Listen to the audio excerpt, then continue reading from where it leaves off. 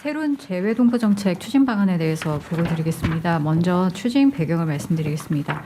현재 동포 정책의 기초 자료인 재외동포에 대한 현황 파악 보완이 필요한 한편 재외국민의 실질적인 참정권 보장, 복수국적 허용 연령 하향과 같은 동포사회 핵심 민원들이 해결되지 않은 상황입니다. 또한 재외공간이 본연의 업무만으로도 과중한 부담을 갖고 있어서 충분한 시간을 들여서 동포를 지원하기 어려운 실정입니다. 따라서 차별 없는 포용적인 동포 정책 실현을 위한 재외동포 정책의 개편이 필요합니다.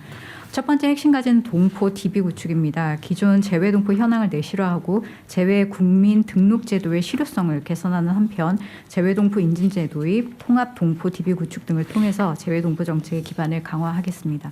두 번째 핵심 과제는 재외국민 참정권의 실질적인 보장 확대입니다. 재외선거 인프라 개선을 위해서 추가 투표소 설치 요건을 완화하고 순회 투표소를 도입하며 투표시간 및 기간의 연장을 추진하겠습니다. 아울러 동포 업무 담당 영사 역할의 강화와 재정비를 통해서 재외선거 제도에 대한 홍보도 강화해 나가겠습니다. 또한 우편 전자투표가 도입될 수 있도록 블록체인, ARS 등을 활용한 본인 확인 기술에 기반한 안전한 투표 방식 도입을 위해서 관계기관과 지속적으로 협의해 나가는 한편 공직선거법 개정안이 2026년 상반기에 통과될 수 있도록 노력하겠습니다. 마지막 핵심 과제는 재외공간의 동포 지원 역량 강화입니다. 재외공간이 현지의 작은 정부로서 기능할 수 있도록 재외공간의 구심점 및 편익 제공 역할을 강화하겠습니다. 또한 재외공간의 동포 업무 담당 영사 역할을 강화하고 재정비하기 위해 현장 지원 인력을 파견하여서 동포 사회와의 현장 소통과 밀착형 지원을 보다 강화해 나가겠습니다. 이어서 재외동포청장이 핵심 과제의 상세 내용을 보고하도록 하겠습니다. 감사합니다. 네, 저 개인정보에 잠깐 말씀드리겠습니다. 내용을 보니까 그 통합 DB 시스템도 좀 구축을 하시고 또 재동포 인증제 이런 내용들도 들어 있어서요. 여기에 뭐 물론 이제 개인정보보호법상 지켜야 될 절차들이 꽤 있습니다. 예를 들어서 이제 개인정보 영향 평가 같은 것도 시스템 설계 완료 전에 좀 받으셔야 되는 부분도 있고요. 그래서 아마 여러 가지 좀 절차들에 대해서 어려움이 있으시면 개인정보위가 그 사전 적정성 검토를 해드리기 때문에 그런 것도 좀 적극적으로 고려하셔서 진행하시면 좋을 것 같습니다. 말씀하십시오. 예, 첫 번째 핵심 과제로 동포 DB 구축입니다. 먼저 재외동포 현황을 내실화하고자 합니다. 매 홀수년마다 거주국별 재외동포 수를 조사하고 있습니다. 국가별로 조사 반경이 다르고 동포들의 잦은 이동에 따라 정확한 재외동포 수를 파악하기 어려운 점이 있어서 통계위원회를 운영하여 동포 현황 자료의 공신력을 제고할 계획입니다.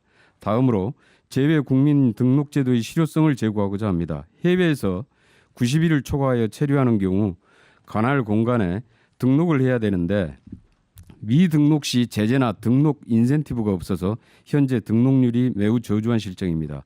이에 따라 등록 절차 간소화, 재외 선거인 자동 등록, 출국 전 사전 등록제 등의 방안을 강구하여 재외국민 등록률을 높이고자 합니다. 다음 외국 국적 동포 DB 구축 방안으로 재외동포 인증제 도입입니다.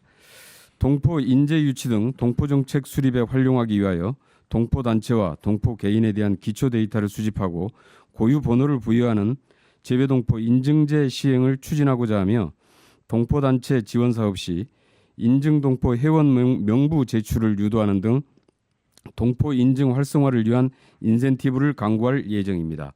또한 재외국민 등록 정보와 외국 국적 동포 인증 정보를 종합한 디지털 DB를 구축하여 동포 사회 조직화와 동포 공공매교, 경제활동 참여 지원 등 재외동포 정책 기반을 강화해 나가고자 합니다. 두 번째 핵심 과제로 재외국민 참정권 실질적 보장 확대입니다. 먼저 재외선거 인프라 개선입니다.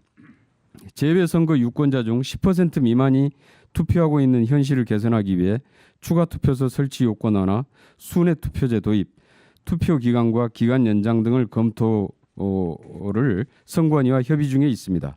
또한 동포 용사로 하여금 재외선거 제도와 선거권 관련 사항을 상시 안내하는 등 현지 홍보를 확대해 나가고자 합니다. 아울러 재외 국민 등록과 재외 선거인 등록 연계로 절차도 간소화하고자 합니다. 다음으로 투표 방식 다변화입니다. 현재 현장 투표만 가능하나 앞으로 블록체인 기술과 ARS 등을 활용하여 안정성이 확보된 투표 방식을 도입하고자 합니다. 현재 우편 투표, 전자 투표 도입 관련하여 국회 심사 중인 공직선거법 개정안이 내년 상반기 중에 통과될 수 있도록 노력하겠습니다.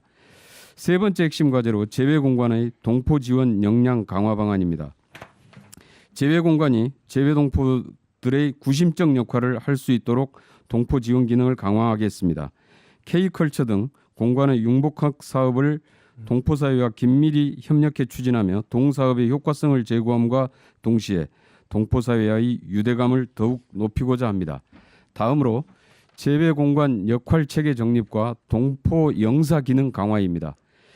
현재 공관별로 동포 업무 영사가 동포 업무를 겸임하고 있어서 타 업무 병행에 따른 업무 과중으로 동포 사회와의 실질적 소통과 지원은 사실상 미흡한 상태입니다. 과거 재외동포 재단 시절 동포 대규모 밀집 지역에 파견했던 동포 전담 영사가 완전히 다 철수하고 지금 없는데요.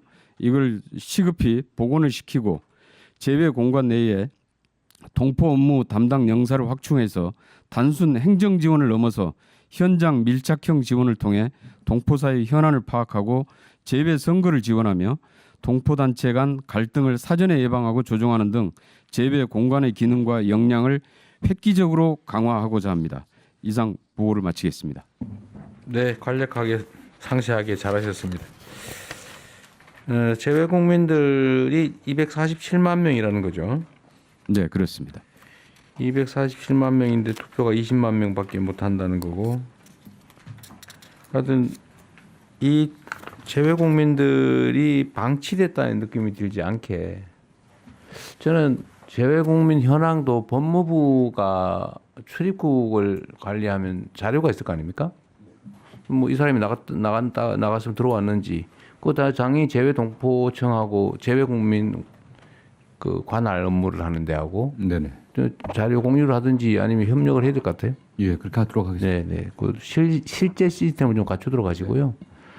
그 예를 들면 출국은 베트남으로 했는데 베트남에서 어디로 갔는지도 원래 국내에 통보가 됩니까? 그 통보가 그 홍보는 안 되고 확인을 해야 돼요. 네.